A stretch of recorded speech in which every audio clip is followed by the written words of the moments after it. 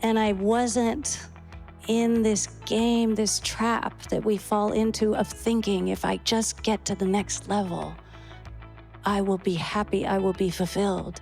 And I've been asked so many times over the decades, like, how do I get to the next level? Like, here we are, this is the level, this is it. And I didn't have to think that, or I didn't have to try to get there. I felt it. I felt really thrilled, even being not a success by anyone's measure. If I connected with somebody, that was like the goal. And it started happening immediately, so immediately I was a success as far as I was concerned. Hey there, everybody, and welcome to this episode of the Things No One Tells You podcast. All right, so this one, I am still pinching myself that this was a conversation that actually happened. And in some ways, it actually still feels like it never happened. This is my episode with artist Ani DiFranco. Ani is someone whose music I listened to on repeat, especially in college. Her songs, Untouchable Face, Both Hands, 32 Flavors, they were like anthems of my time at James Madison University. I don't know why, but here's the deal. The library in my town, Westport Library, they get some just insanely talented people to come and speak at the library, to perform. I mean, Wyclef Jean just performed there as part of their VersoFest. Ani DiFranco came to talk about her new book, which is called The Spirit of Ani. And I had the opportunity to interview her and have this conversation about the book. And I was so excited about that opportunity when I realized that I was going to be able to do it, because she is someone who, beyond just being an amazing singer, songwriter, all the things, she has this connective tissue that is, everyone who is a fan of her music seems to have felt like they were touched in exactly the same way. And to be able to talk to her about her songs, about her life, I was so excited. I was also very nervous, because I think at the end of the day, I just wanted to bring forth all these things in this connection like I could. And the reality was there was so much to talk about and to ask her.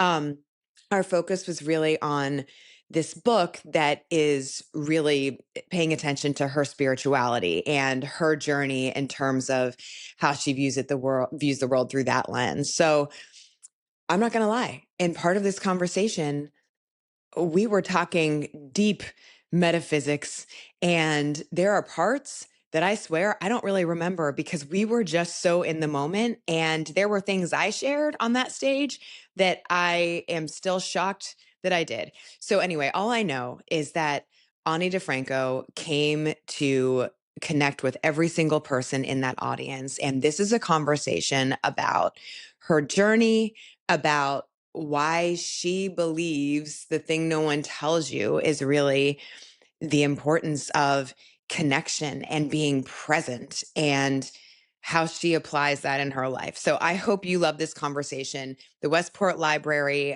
through VersoFest and the Verso Studios, worked with us so that we could bring you this conversation that happened live as part of their VersoFest. So I hope you love this as much as I loved having it.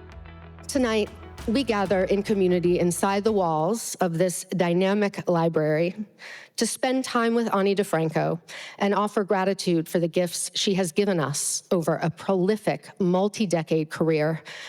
Gifts that include over 20 albums, countless artistic and charitable collaborations, several books, and even a stint on Broadway as Persephone in Hadestown.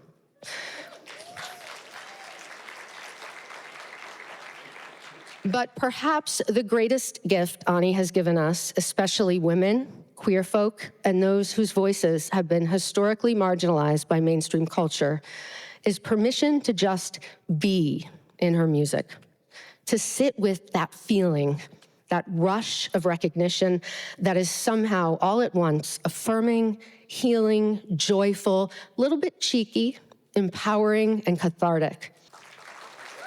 Please join me in welcoming to the stage Lindsay Czarniak and Ani DiFranco.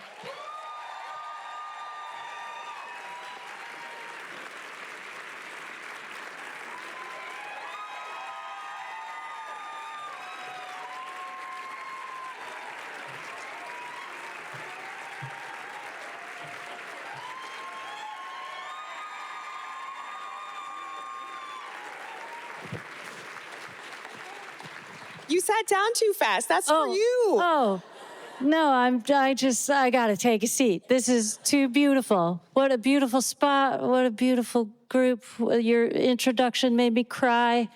Well, welcome. And I was thinking, towards the end of your book, you talk about how when you go on stage, you say you get yourself in the mindset and you drop the veil, you say drop the ego, really just be. And I really think that's what this is. Yeah. Oh my God, I'm a crier. What's wrong with No, it's Everybody got tissues? Okay. it's the connection. It is it's what your music, and for those of us in this room who are very aware of your music, it's what people feel collectively when they listen to it. It's so powerful. So welcome, and thank you for being here, Ani. It's great to be here. Yeah. I'm gonna get comfortable. You're taking your shoes off. Oh, I love it. It's that kind of talk. Okay. Yeah, baby. So on that topic, and I did just get Maybe my we'll toes trade shoes by the end of the night. I would do that. That's awesome. Thank you. Oh, this feels so much better. What does it mean to you to have that kind of reaction and to know that it comes from a place of being able to reach so many people at their core? Well, yeah, I've gotten to the place in my life. I am grateful and thankful to say that it means everything. I think there were decades past when it was overwhelming and I felt depleted, by the whole thing. But I'm so well past that now. I mean, I was hanging out in New York last week doing some work, and I passed a woman on the street one afternoon walking down the avenue, and she just said, "I love you." And I cried all the way back to my hotel because it means that much. And I'm finally at a place where I'm ready to receive it and reciprocate and just feel that back, feel so grateful back for that connection. We were standing backstage. Sorry, my Pilates is not working that well right now. Oh, yeah. And I said to Ani when Carrie was describing her, going through the accolades and things, and was talking about the part about how you have made and continue to make people feel the way that they feel, and through the pivotal years of their lives. I mean, that's the thing. It's so funny. Friends of mine in this town who I did not know when I started listening to your music, I'm on a text chain, and one of my friends said, "Girls, I took a train from Paris to Germany in the early 90s all by myself to see Ani." She was in high school, I think. Oh, I love it. And so the list, it went on, and it just, you realize how, what you were singing about, writing about, is just such a connector. And when I asked you backstage, I said, when did you realize that you had that power? And you said? Right away. I mean, in in my little way, in a little bar in Buffalo. That's just, maybe I'm making it up, but my memory is that the minute that I opened my mouth and just shared my truth, there was always somebody. There was somebody in the room. There was some chick, like 2 beers in, that would just start crying. And then there was hugging to do, and there was it just, that's been my experience, that the minute you just show up as your authentic self, somebody else does that back. Yeah. Yes. What do you think it is about your writing and your music that reaches people that way? What is it by your definition? Well, I was going to say I don't know and I don't need to know, but I think maybe I do know, actually. It just took me a second in my little brain. The word vulnerability has come up so much over the decades, and I don't think I really understood that until recently. that word that kept coming back to me. Thank you for your. I was like, what does that even mean? I don't. And now I get it. Now I get it. Do we have Brene Brown fans? Yeah. Yeah. She's a badass, and just, yeah, right. The strength that it takes to be vulnerable, to do an action without knowing the result. She wrote the book Daring Greatly, for those of you that, I know everyone here probably knows her, but just in case, Melvin, I think you know her. That's my husband, by the way. Hey. But so this book and the spirit of Ani, why, I mean, first of all, there are so many, I think, different themes, of course, but different lessons to take from this, which is really you sharing your blueprint for the way that you look at things, right? How would you describe this? And why did this book show up now? Well, it's showing up now because it took 2 years to get it from the conversation that it centers around to this little package. So it's funny for you to talk about the now, because this, I can feel the distance that I've put already between myself and this Ani that's talking in this book, because life just keeps going. And, but yeah, a couple of years ago, Lauren just called me up. Lauren Coyle Rosen. Yeah, who co-wrote. my co-author. She's an academic, a very witchy academic and writer of books, very thoughtful person. And she had read my memoir, and I guess she was curious about some of the spiritual stuff that came up in that book, and she wanted to explore more. So that was her proposition. And I think she imagined that we would have a series of conversations and then she would write a book. And instead, I got involved, and I didn't, I didn't leave, the guest that wouldn't leave. So we put it together. I mean, we worked on it together, and we kept it conversational. It was kind of it was hard because the publishers, we were sort of shopping the book around, and publishers were like, and they were trying to encourage us to just make it, pontificating on the page. And we felt that it was right to keep it as a conversation, because so much of what we were talking about was that existence is conversation. That's why we embody into these supposedly separate forms, is to be in relationship with each other. So we just keeping it as a relationship, as a back and forth, felt right. So we kind of had to fight for that one. But Akashic Books, this really sweet indie book publisher, said, sure, let's do this. So yeah, so we had these conversations, and then we collaborated, sort of editing them down to what you have. Yeah. What were you most excited about with this book and the content in there that you guys get into? I don't know. I really don't sort of spend time reflecting on my own voice and what comes out of my face, Really? I mean, really, for me, it is all about just being in the moment. So I was in the moment in the process of this book, and then the moment that's done, I'm just off. I'm off and running. And have you always been that way? Yeah, it's been useful for me.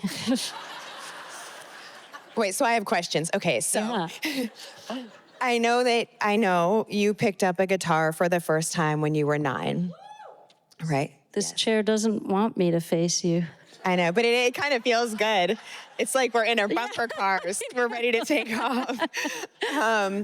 When you were 9, and I was talking to my daughter because I was making her listen to some of your albums the past week, and she actually fell in love with the song Both Hands, which I love.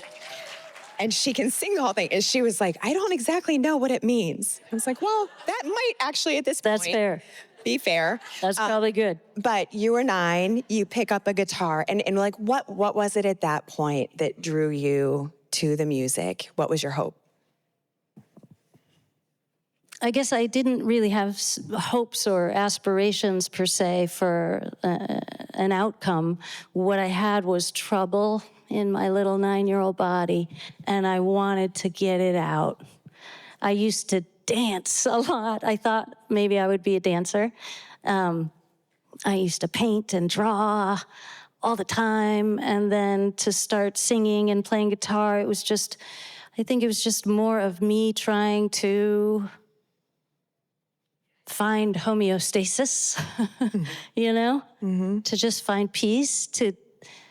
I was in a house that was full of bad vibes, and making art instantly felt like medicine. So really it was just about a healing process, and, still is. So what happened next? Well, I met this guy named Michael. He was 33 at the time. I think I was 9. Michael Meldrum? Michael Meldrum, yes. Yes, thank you. He was like kind of the unofficial mayor of Buffalo, New York. Everybody knew him.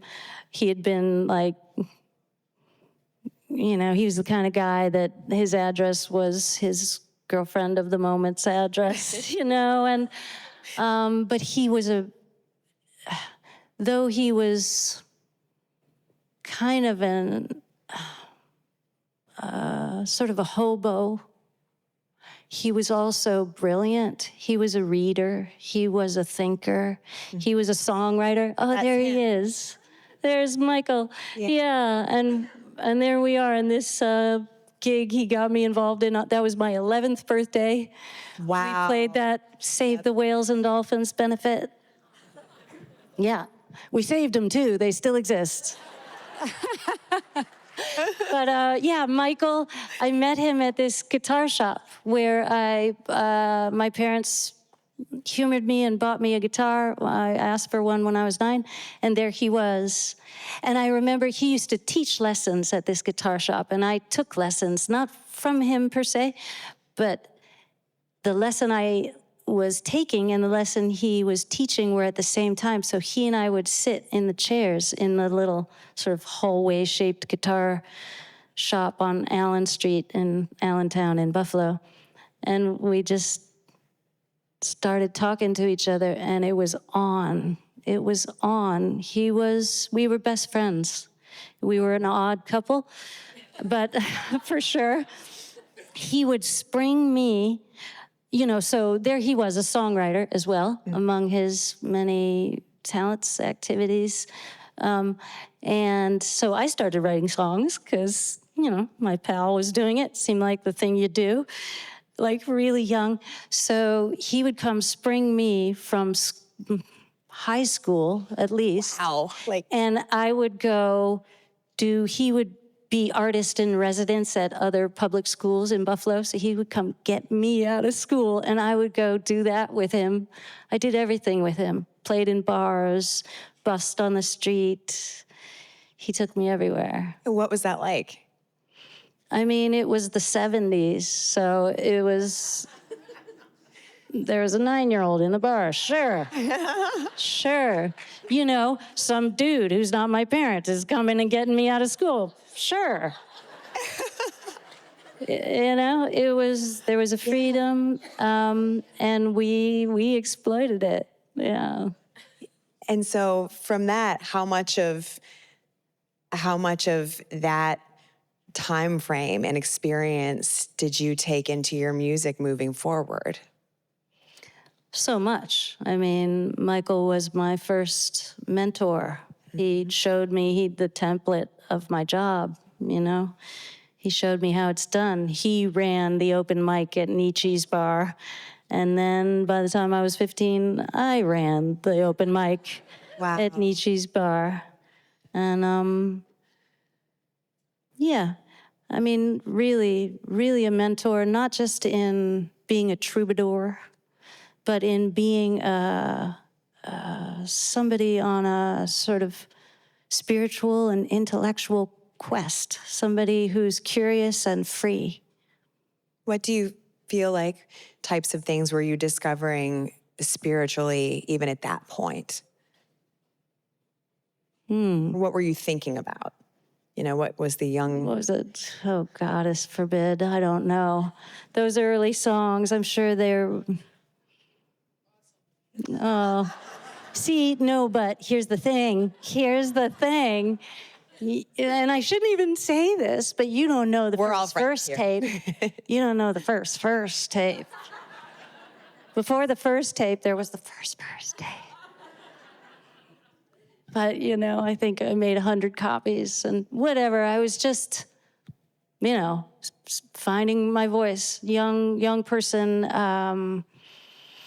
But yeah, on the first tape, there's all those songs about social issues. You know, I mean, right? So how old was I? You know, I don't know, a teenager. And, you know, I remember there was a song called AIDS, just called AIDS. I was talking about some stuff there. And, you know, yeah, just already kind of up in my feels. Yeah. What were the most important things to you at that time?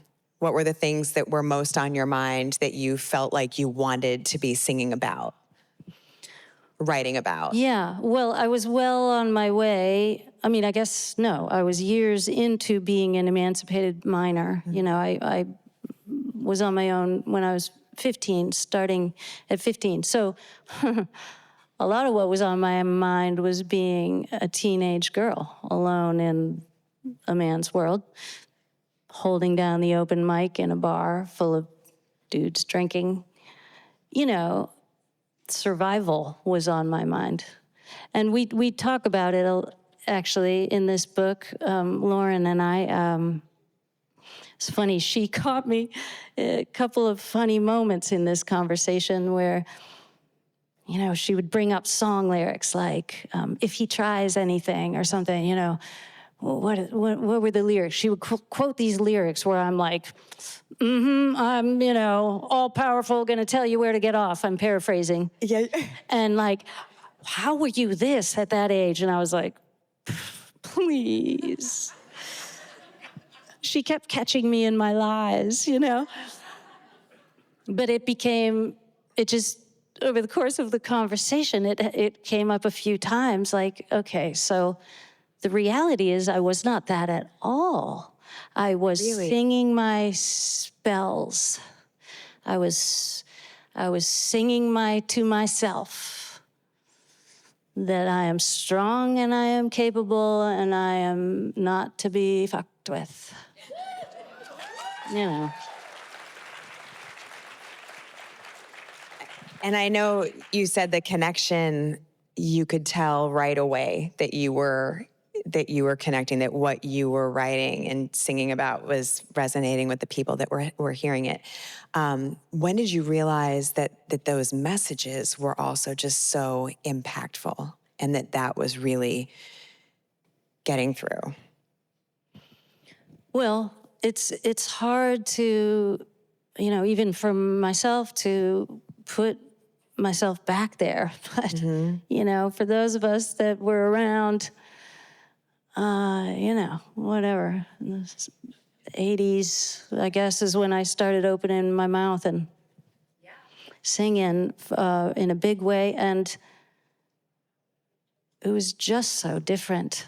The women's voices were not so audible. There was just so much more exclusion. Queer voices, everyone was in the closet. You know, it was not that long ago, but it was so different. And I felt that. I felt how hidden so many were. And it pissed me off. So that was, you know, which is not to say I was on some kind of political mission. I was on a visceral mission, you know?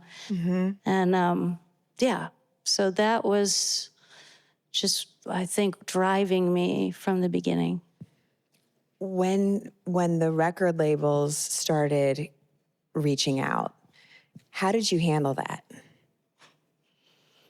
I mean, I was an idealistic kid. I don't know. I had thoughts about other things other than feminism and queer liberation. I had thoughts about all sorts of things. And one of them was capitalism. Boo. You know, boo. And so it just was apparent that, you know, it was a big business, music. And profit motive was the thing, like any big business. And it just was apparent that the interests of those businesses and the interests of art and culture and people and human evolution were often contradictory, you know, in conflict. So I was suspect. I was just suspect. And I did not have a plan, you know. I had no plan. I was naive in many ways. I think that's great. Don't you think naivety, looking back, is like Sure. such a blessing? Yeah, I think if I'm hearing you, I agree that not knowing how it goes can be a blessing, because often how it goes sucks. So, but yeah, I think in the beginning I was really dealing with some very basic, the differential between attraction and aversion. And I showed up in these offices or at these lunches or at these, you know, kind of, we're going to make you a star meetings. And I felt the aversion. And I felt like I've always felt like I could sort of see into the future, at least of my own existence. And I could see that path and where it led. And it was not a happy Ani. It was not a fulfilled Ani. What was that like when you looked towards the future? What types of things in that scenario did you feel like you saw? I mean, you know, when I was young, and even say, okay, so fast forward a bunch of years, I've started Righteous Babe, I'm putting out my records independently, I've already started down this other path, but I'm still touring alone, driving myself everywhere, doing all the things, you know, selling the tapes out of the trunk of my car, as the story goes, you know, like that was real in the beginning. And it was exhausting, and I exhausted myself pretty early on, and I needed help. And my manager at the time put it to me like, okay, if you want to hire somebody to help you drive and maybe do sound check that didn't involve electroshock therapy every day, you have to sell T-shirts. We got to make a T-shirt. Ew, ew, ew, ew, ew. No, of course, Really? I relented. I relented at some point. And why did you say ew? Like, why didn't you? It just felt embarrassing. It felt embarrassing, right? Even this name on the cover of this book, it feels embarrassing. But I'm at the age now where I'm like, whatever. It's just a name. It's just a face. I'm not going to getting worked up, getting all that embarrassed. Great feels picture. Kind of self-involved. Thank you. Yeah. But somebody else came up with all of this, and I'm like, sure. I am over even worrying about that. But at the time, that girl looked into the music business, and I just felt mortified by the game I would have needed to play in that scenario. It just felt so not me. And you wanted the same end game, though, right? I mean, to be able to do your music and to do that for a living. So who did you have in your corner that was giving you the confidence to do that and create your own label? And were they giving you the type of confidence that convinced you that it was going to work? Because that's bold. Yeah, no, who I had was that girl crying into her beer. That's who I had. And I think I was, no, but for reals, I think I was blessed. One of my biggest graces, I think, that has carried me is that thrilled me. In the Essex Street pub with 5 people in the room, 3 of them listening, if I was lucky, making that connection thrilled me. And I wasn't in this game, this trap that we fall into of thinking, if I just get to the next level, I will be happy, I will be fulfilled. And I've been asked so many times over the decades, like, how do I get to the next level? Like, here we are, this is the level, this is it. And I didn't have to think that, or I didn't have to try to get there. I felt it. I felt really thrilled, even being not a success by anyone's measure. If I connected with somebody, that was like the goal. And it started happening immediately. So immediately I was a success as far as I was concerned.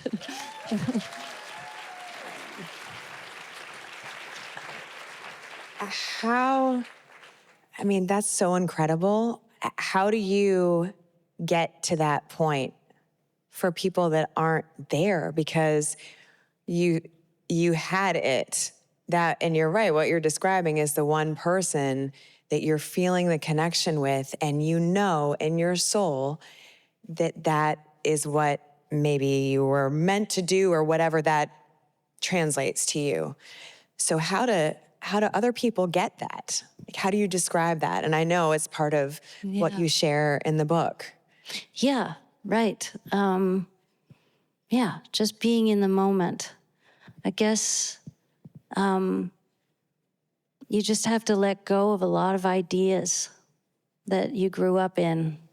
You have to put down your culture in a lot of ways that's telling you you're supposed to get anywhere. Will you share your story of your grandma right before she passed? Yes. This is deep. So we were upstairs, and I was saying there's a part where Ani's talking about spirituality and the connection with animals. Also, my favorite animal, sidebar, is a donkey. And there's just many reasons, but I love them. And my husband's like, please stop talking. I recently did this donkey meditation that was at this place where you can go. Anyway, I went in the room up there where they had me sitting, and on the wall, there's a picture of a donkey. Yeah. I was like, they don't know. But the story about my grandma is that when my grandmother passed, which was 2 years ago, a few months before, we had been talking, and I was in conversation with my grandma and my mom, and we were sitting around our kitchen table. And my mom was making the point, my mom's the oldest of her 2 sisters. And my mom said, Mom, to my grandma, it seems like you've gotten so much more relaxed and calm. And she was making the point that my grandmother used to get worked up and anxious about things that weren't going the way she wanted. And my grandma said, super calm, you know what I've started doing? I've started putting myself with the animals. And my mom and I looked at each other like, what is she talking about? And she said, and which is funny because she had this family of deer too, I didn't tell you this, that would come to her yard, and one of them had a broken leg. And we would see that deer every few months when we were there, and it was always this sort of random touchstone. But my grandma went on to say, I have started putting myself with the animals and envisioning myself with, the different rabbits or whatever they were in the forest. And it sounded so bizarre, but really it was, I mean, she was dead serious, and it was a piece that she was describing, you know? Incredibly wise. Yeah. It's funny, us humans, you know, this like mythical state of enlightenment that we dream of and that a few, you know, gurus in India have achieved over thousands of hours of meditation.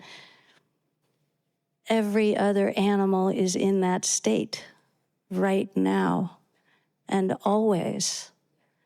And us humans think we are so special for being able to destroy our host planet, for being able to transform ourselves from mammal to parasite, you know, like. So yeah, and this human culture that teaches you need to get there, when really you need to get back there. Mm-hmm. And when you talk about their enlightenment, describe that a little bit. Like, what is that state that you see that the animals are in? I mean, I'm not able the way some are to actually thought share. Well, that's not true. I know what my dog's thinking sometimes. Oh. And I know she knows my mind. In fact, if I'm like sitting at the computer and she'll start whimpering. Mm-hmm. She starts getting really fidgety and starts whimpering. And then I realize, oh, I need to eat. And seriously, that is her way. She feels it. She knows everything that's happening in me. And you know, scientists are only beginning the research that science has been doing on telepathy, for instance, thought sharing, which has been going on since the 70s. Only now are they starting to get anything other than excommunicated, you know, and thrown off the planet and de-whatevered. But you know, your dog knowing when you're coming home, not because they can smell you 20 miles away when you make that turn, but because there's thought sharing happening between all other species and can be happening with us all the time. And so for plants. And I am just an infant in this vast world of possibility, but it thrills me to no end to think that conversation is, that friends and family are all around us in every living thing, and that conversation and relationship is available to us were we to get back there within ourselves, get quiet enough to pick up the signal. So, yeah, is that, what were we talking about? I don't know. If you would have told me in the 90s that I would be talking to you and talking about getting with the animals, I would have been like, no.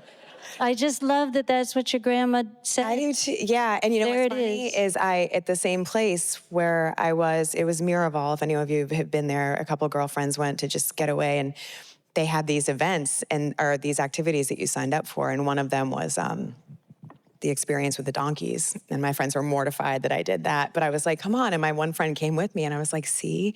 But they have them in this ring, and you just go and you just are with them. And the thing about donkeys is, I'm so sorry. Horses are known as horses. I mean, everyone would expect a king would ride on a horse, but, you know, they don't. They ride sometimes on donkeys. And anyway, and they do this, so they have this therapy where you go, and the whole thing is you're sitting with them and you are just waiting for them to come up to you, and they let you into their world. So that was mind-blowing. Don't get me started on past lives, because now I want to know. I want to know the story of you and the donkeys, right? Don't you just want to know? Yeah. I'm so sorry.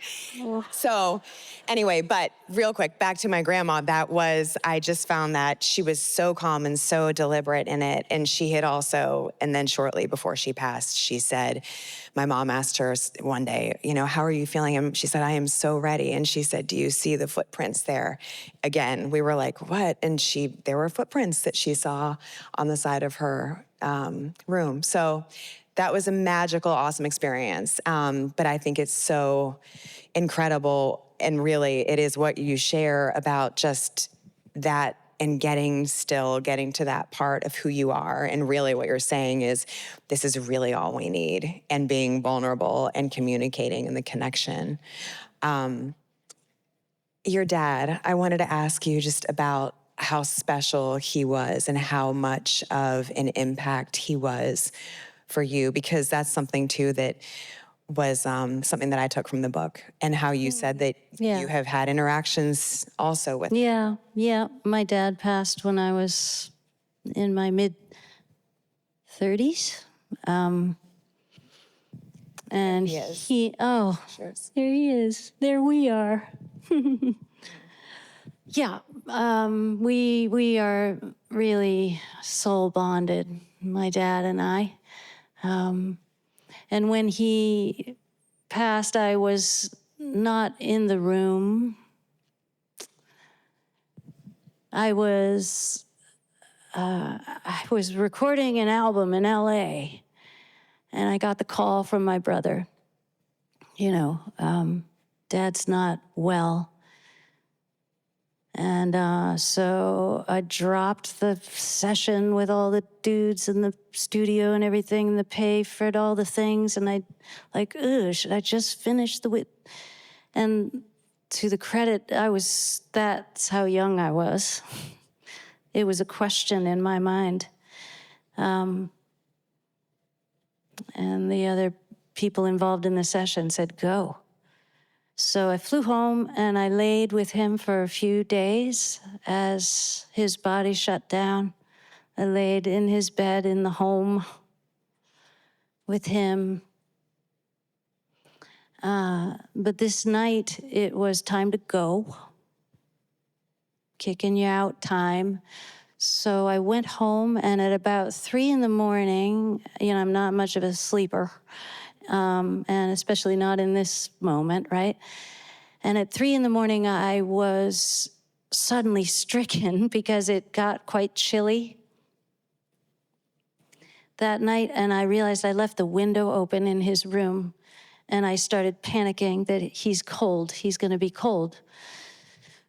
And I was thinking, I'll drive there, and I'll just talk, and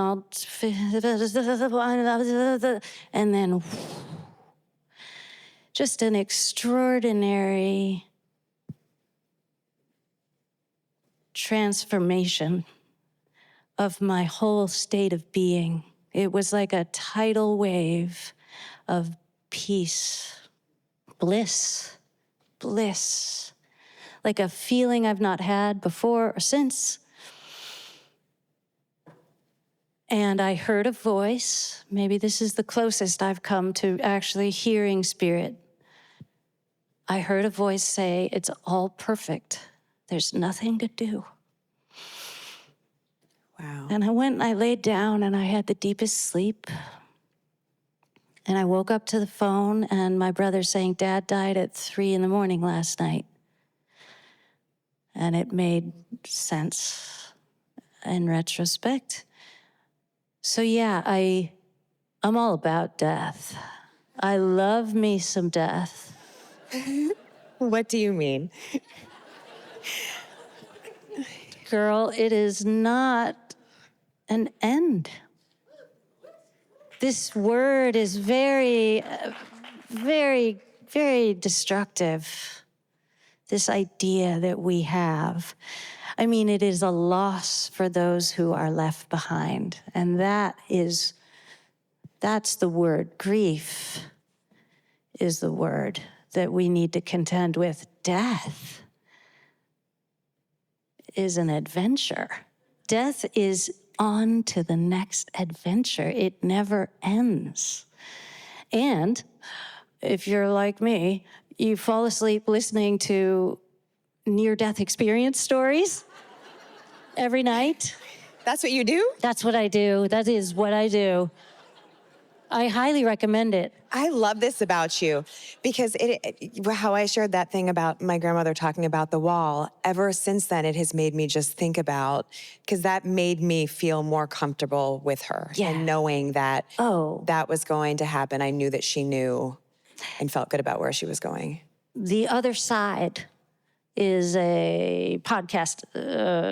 You can find it, The Other Side. There's a lot of these outlets now where there's no commentary, there's no whatever, there's just one story after another, first person, of people who have died. Near-death experience is a sucky term because it's a death experience. Some people die for 3 minutes, some people die for 40 minutes, and then come back to the same body. This has happened. This is where all the religious ideas, I've never been one for organized religion because of the patriarchy aspect, really. Yeah, but it's all based in real stuff, I think, which is why it's so powerful. But yeah, people who cross over, everyone, they're all so unique, these stories. Fascinating. Like, we are unique in life. We are unique in forever, living in all of our incarnations and in between embodiments, and we're all so unique. But there are so many commonalities as well. And one of them that you will hear is how expansive, how thrillingly expansive it is to be out of the body, how no one wants to come back in the body. Mm-hmm. They all say it. Oh, I didn't want to go back. But then I heard my child call. I heard, I had to come back and do some more stuff. I needed to come back. But it's excruciating, because to actually be one with the infinite and to go home, as we all get to do after every adventure, is the real thrill. Is that what your musical is about? Yes. Really? Yes. I asked her upstairs and she said, I can't, really, tell us more. Can I? I've been, so I'm writing a musical, supposedly, maybe. I don't know. It's what I've been. So exciting. Yeah, I find it so exciting. And but I've been sort of letting this leak what I've been up to, and I have had these conversations. What is your musical about? And I'm like, oh. Right. Let's just share. Yeah, okay. Elevator pitch. It centers around a family, and which is my context to unpack things like life and death and the nature of consciousness. And 2 children in this family. One of them, the daughter, has an NDE, a near-death. She dies when she's a young child, and then comes back into her body, but retains an open channel with spirit, which is a very common experience. Probably a lot of you know, for people who come back into the same body, there's often, they are clairvoyant, they are precognizant, they are, all these things open up for them, other levels of consciousness, which are typically embodied, neurotypical people don't generally achieve. Her sibling, her younger brother, is a nonverbal autistic, which, has anybody heard the telepathy tapes? Yeah, baby. Another super highly recommended podcast from your folk singer, soon to be documentary film as well. But it begins by unpacking the telepathic abilities of these non-speakers, which we are coming to understand more fully now that they have ways of communicating, spellers, they call themselves, with us voice users. So now that they are informing the world of voice users what their experience is, it's mind-blowing. They are, many of them, having relationships and friends out of their body. They're in a world which does not even recognize their full sentience in many cases.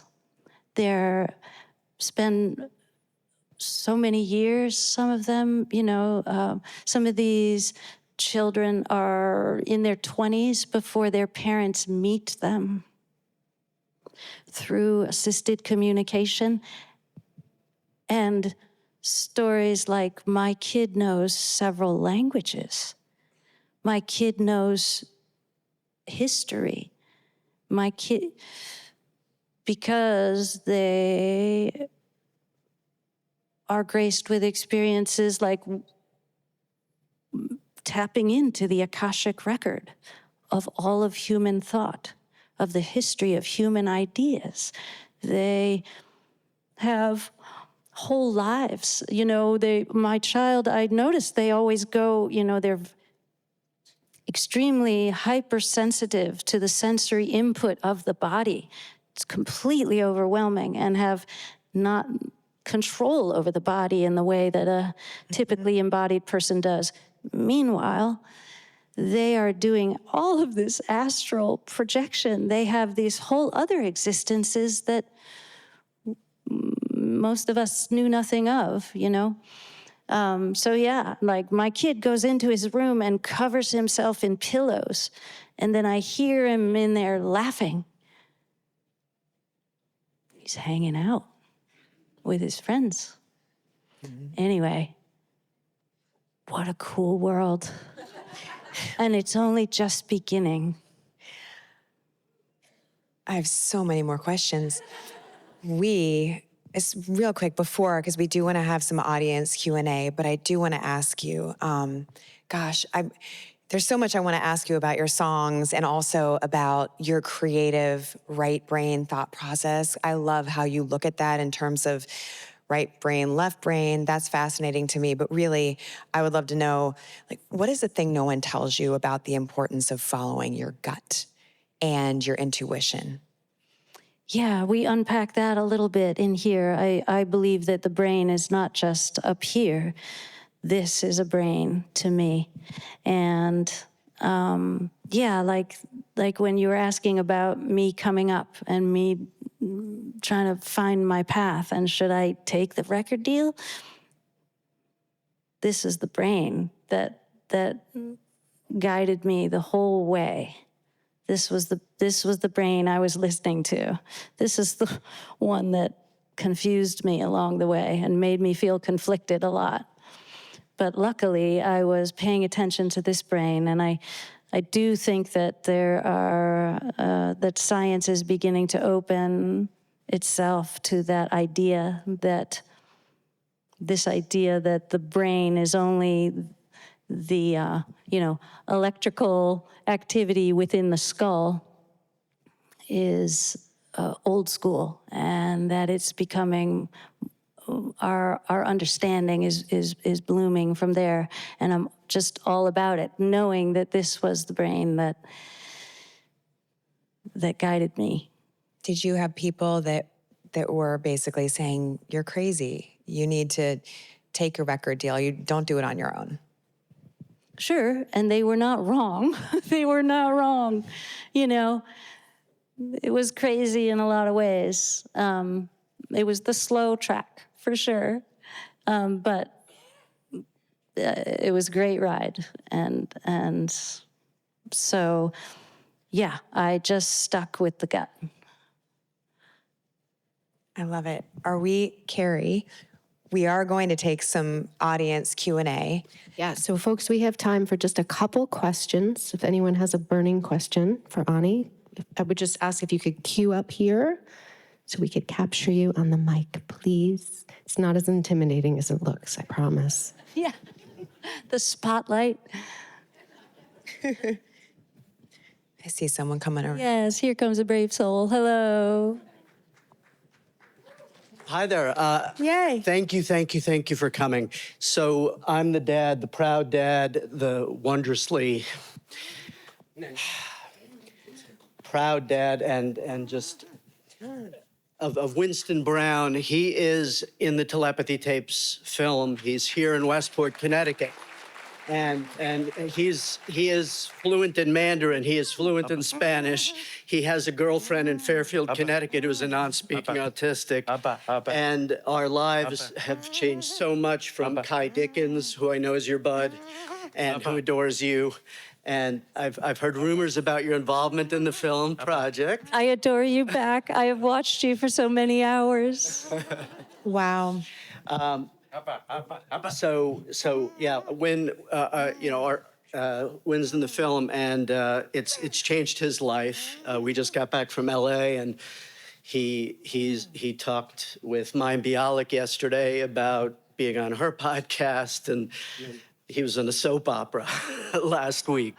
Amazing. So his life is changing because people like you who are tapping into what's changing this year, next year, this awareness that it's not just what we see.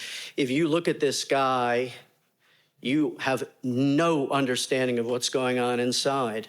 But we are conditioned, and special education is conditioned to only base our awareness on observation. And so when everything is tied to the body and the physical, we are missing it, and you've tapped it, so we're so grateful to have you. Thank you. You've changed my life too.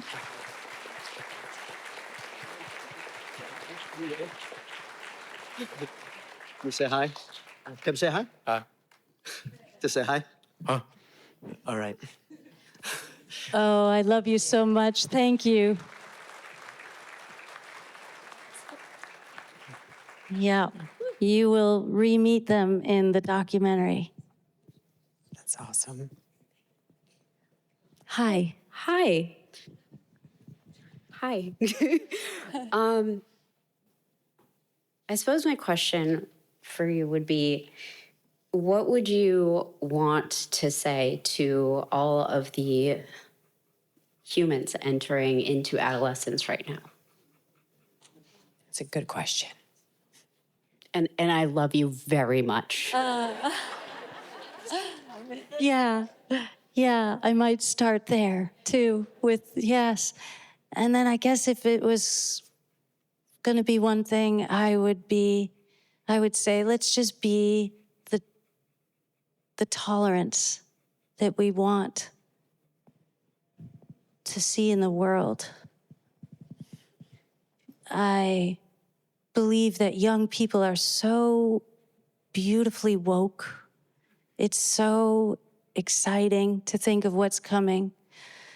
What breaks my heart sometimes is when we embody the kind of intolerance towards each other that we are pointing at in our opponents, the way that we are policing each other to do as I do. My way is the only way. I guess I would just put my hat in for let's allow our differences. Recognize other people trying, even if their methods, their exact way, their exact words are not yours. Thank you.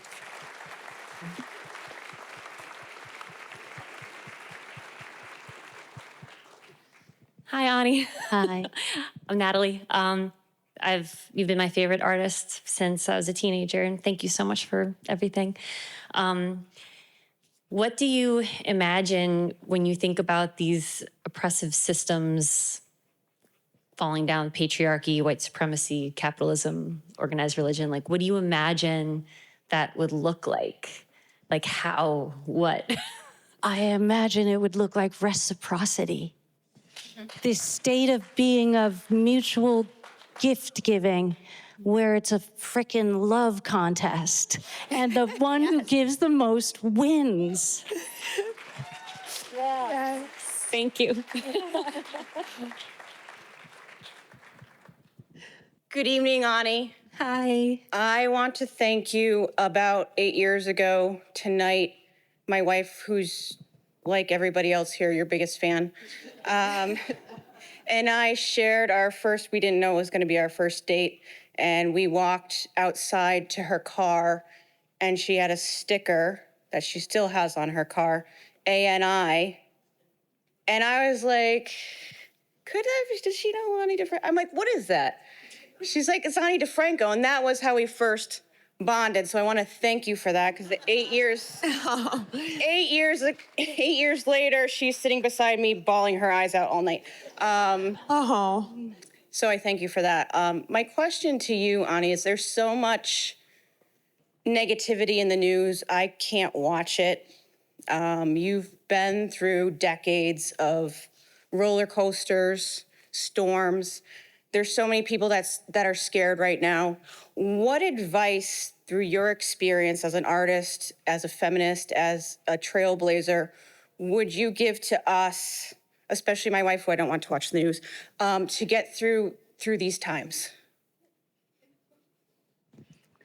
I hear you about not being able to watch the news.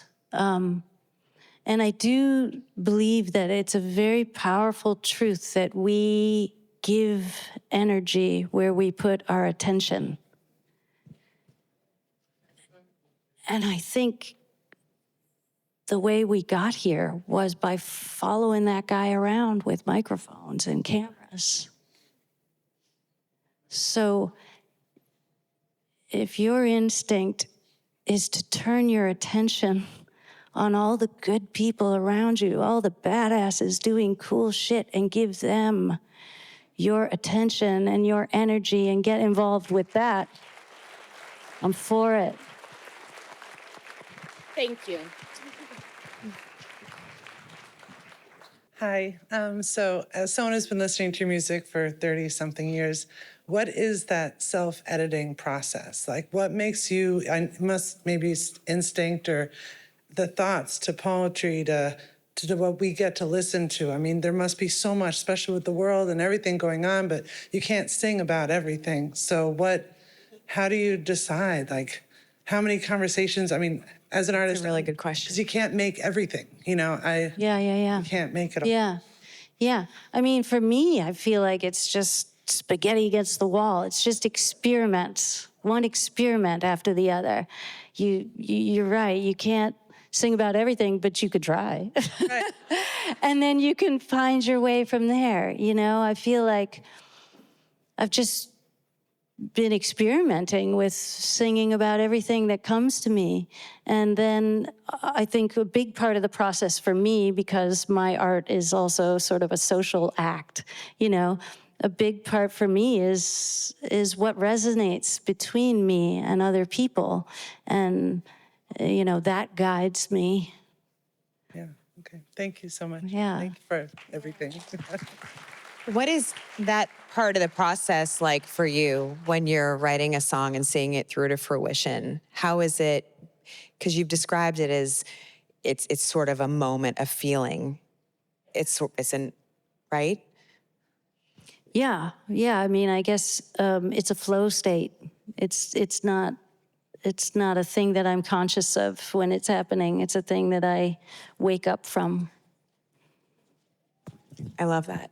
It's funny because in sports, a lot of athletes use that same word, flow, when they're in their vibe, in the best state. Ani, thank you. Thank you. There's so many Lindsay. more things Such to a talk pleasure. to you about. But this has been amazing. We know. Thanks so much. Now we put our shoes on. Can you tell us when we may expect the musical, and also I know you're touring. Oh, You're going to be nearby on Mother's Day. Oh, I got my ticket. Right. Yes, I'll be out and about in April. The musical, who knows? Long Okay. time. But yeah. Okay. All right. Thanks so much. Oh, thank you All right. so much. This is amazing. I mean, like, why did I bring up donkeys? I don't know. But I feel really strongly, for whatever reason, donkeys always show up in my life and I love them. So I actually felt really awesome that I got to share that story. And I so appreciated Ani bringing back the story that I had shared waiting to go on stage in the green room about my grandma, because I don't think I've ever interviewed someone or had a conversation with someone where they have been so present in the moment and reflecting on what it was like right before we went on stage. I think I just wanted her to like me. Like, I wanted her to feel good about what we were about to do. But what I realized was I was sort of looking for this validation when I was like, hey, so here's what I think I'd love to talk to you about. What did you talk about in prior conversations? And she was really responding in a way like, this will just flow. It's just going to flow and be. And I love that when you're in conversation and you're doing that, because that means you're really listening. But it also is terrifying when you're about to walk on stage with someone who has her accolades. So anyway, my mind was blown. I really think the biggest thing I took away from that conversation with Ani was the power of just being in the present. And we hear that so much, but really we have the power to do that. And I really felt that from her. And the other thing I will leave you with is that I had no idea that people were telling me after, oh my gosh, people were crying in the audience. That had nothing to do with me. It was all about what she was saying. But it is just so shocking the way that one person, because of their vulnerability, how they can connect with so many others. And I thought one of the coolest stories she shared was talking about how she felt she was on her right musical path, even if she looked out in the audience and saw just one person that was reacting to her songs. That was enough for her. It didn't have to be the big record label bringing her millions of screaming fans. I think there's such a lesson and a gift in that thought. So I hope you loved this conversation. I could talk to her for 5 more episodes, but for all of us at T Naughty, including show producer Ashley Dixon Ellison, and of course, Sarah Walsh, our editor, Sam Archuleta, we thank you for listening. As always, let us know what you loved about this episode. One of the best ways you can do that is sharing an episode with a friend. Of course, rate, review, and as always, we look forward to seeing you here next time. Thanks so much for joining me. I can't wait to see you back here next week. Please don't forget, follow and subscribe to Things No One Tells You. And of course, if you're listening on Apple Podcasts, don't forget to leave a 5-star review, because that's really what helps people get more listeners. We would love to grow this community. We are so grateful that you're a part of it. See you next time.